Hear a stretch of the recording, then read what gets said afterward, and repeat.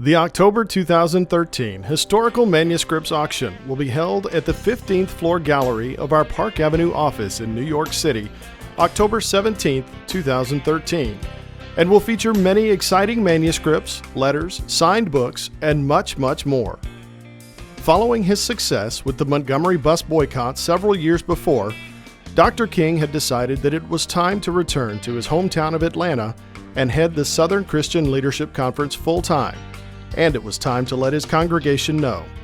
Each card, measuring 6 inches by 4 inches, contains talking points for a farewell speech Dr. King gave to his congregation at Dexter Avenue Baptist Church, accomplished entirely in his hand.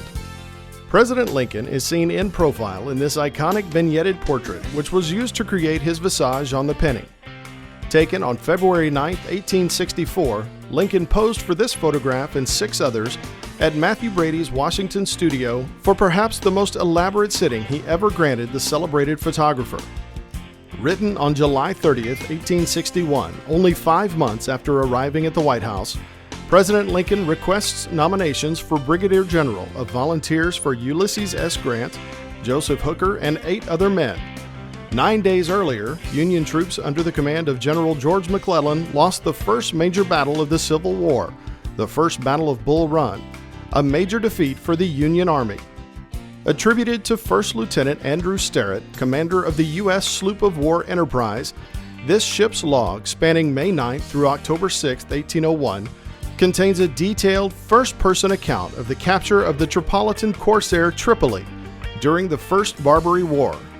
Future Confederate General Jeb Stuart was a 22-year-old U.S. Army officer stationed at Fort Leavenworth, Kansas Territory, when he witnessed the violence between pro- and anti-slavery factions vying for power in the territory. Writing to his sister on October 24, 1856, he says in part, "Peace is restored to Kansas, and I humbly trust that the recent disastrous defeats which the Black Republicans have met with in the East will deter them from again lighting the torch of civil war in our midst."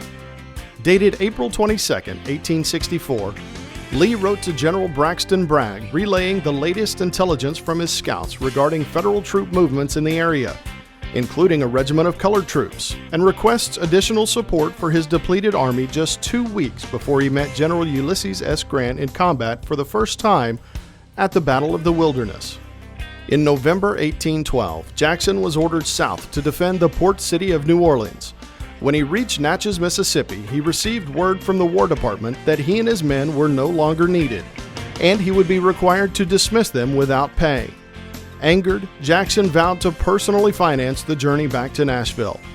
Upon his return, Jackson placed this requisition to repay Edward Mitchell, who had provided assistance to Jackson and his men on their return journey.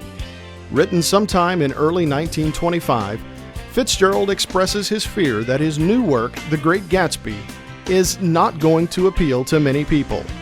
He was correct, as the novel sold poorly in its first year.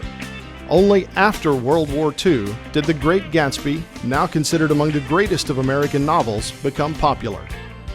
These are just some of the highlights from the October 2013 Manuscripts auction. To see the full catalog, please log on to ha.com/6102. Get your bids in before October 17th, and good luck!